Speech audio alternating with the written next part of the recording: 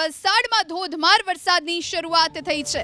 વલસાડમાં અને ખાસ કરીને ગ્રામ્ય વિસ્તારમાં વરસાદ વરસી રહ્યો છે। વલસાડ શહેર અને ગ્રામ્ય વિસ્તારમાં ધોધમાર વરસાદ, રસ્તા ઉપર પાણી ફરી વળ્યા। વાપીના અનેક વિસ્તારોમાં પણ વરસાદ વરસ્યો છે।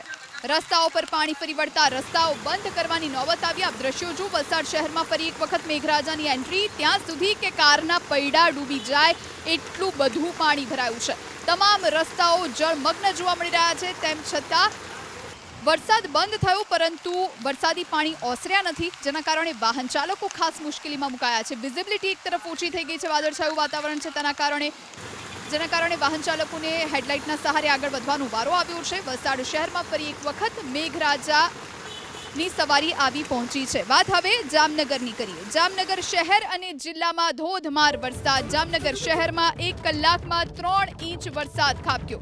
જામજોધપુર પંથકમાં 4 ઇંચ વરસાદ ખાબક્યો। સવારથી જામનગરમાં વાતાવરણમાં પલટો આવ્યો છે અને આજે મેઘરાજાની સવારી જામનગર ને ઘમરોળમાં પહોંચી છે અને સવારથી જ ભારે વરસાદ વરસી રહ્યો છે। ખાસ કરીને જામજોધપુર પંથક કે જ્યાં 4 ઇંચ જેટલો વરસાદ ખાબક્યો છે અને વરસાદના કારણે ઠેર ઠેર પાણી ભરાયા છે।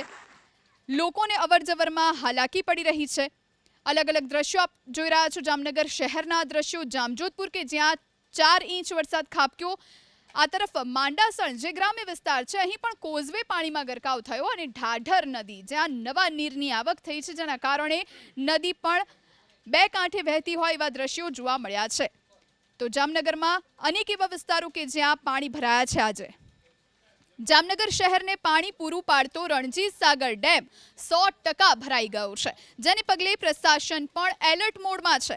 નીચાણવાળા વિસ્તારના લોકોને નદીના પટમાં અવરજવર નહીં કરવા માટેની સૂચના આપવામાં આવી। આ ઉપરાંત માલ મિલકત સલામત સ્થળે ખસેડી લેવા અને તકેદારી રાખવા માટે સૂચના જાહેર કરવામાં આવી। લોકોને નદીના પટમાં અવરજવર ન કરવા માટે સૂચના। આપ ડેમના દ્રશ્યો જોઈ રહ્યા છો। નયનરમ્ય દ્રશ્યો ચોક્કસ સર્જાયા છે, પરંતુ આફત સર્જી શકે તેવી પણ પરિસ્થિતિ ઊભી થઈ છે। હવે વાત ગીર સોમનાથની। ગીર સોમનાથ જિલ્લામાં આજે મેઘતાંડવ થયું। જિલ્લાના મુખ્ય મથક વેરાવળમાં તો જળ પ્રલય આવ્યો। સતત ચોથા દિવસે વેરાવળમાં મૂશળધાર વરસાદ વરસ્યો। સૂત્રાપાડા અને તાલાલા પણ જળબંબાકાર થયા। આજે બપોરના 4 વાગ્યા સુધીમાં વેરાવળમાં 4 ઇંચ વરસાદ ખાબક્યો, તો સૂત્રાપાડા અને તાલાલામાં 1.25 ઇંચ વરસાદ વરસ્યો। સૂત્રાપાડા સાથે સતત વરસતા વરસાદને લઈ વેરાવળ શહેરમાં પણ મુખ્ય માર્ગો પાણીમાં ગરકાવ થયા। સોસાયટીઓ જળમગ્ન બની, ઘરોમાં વરસાદી પાણી ઘૂસી ગયા, જેના કારણે લોકો મુશ્કેલીમાં મુકાયા। આ દ્રશ્યો આપ જોઈ રહ્યા છો વેરાવળની નગરપાલિકા કચેરીના પરિસરમાં ઘૂંટણસમા પાણી ભરાયેલા છે।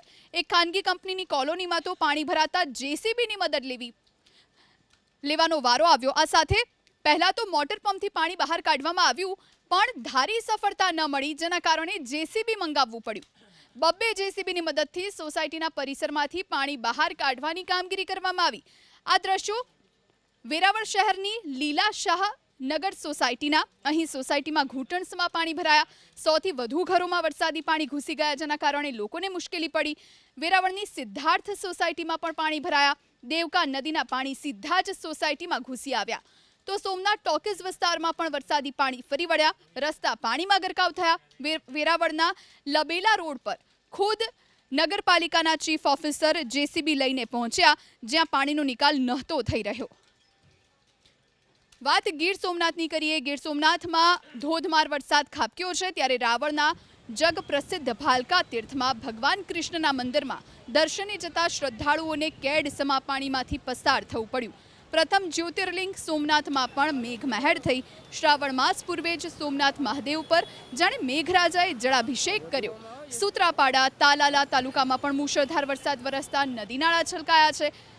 દ્રશ્યો તાલાલાની હિરણવેલ ગીરના, જ્યાં નદીના ધસમસતા પાણી રસ્તા પર ફરી વળ્યા। ભારે વરસાદને લઈ હિરણ નદીમાં પૂર આવ્યું। ગીરમાંથી નીકળતી હિરણ નદીએ રૌદ્ર સ્વરૂપ ધારણ કર્યું।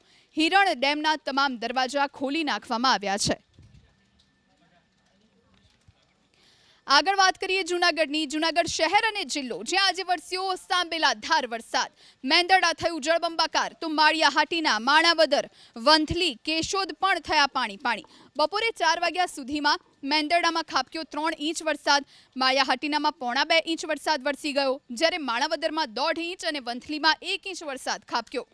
તો જૂનાગઢના ઘેડ પંથકમાં ધોધમાર વરસાદ વરસતા ઘેડ પંથક બેટમાં ફેરવાયું. લાંગડ, ઓસા, ફૂલરામા, નવાગામ, મોચા સહિતના ગામો જળમગ્ન થઈ ગયા. ગામના ખેતરો તળાવમાં ફેરવાયા. ઓસા ગામમાં 4 દિવસથી વરસાદ વરસતા ગામ બેટમાં ફેરવાયું છે.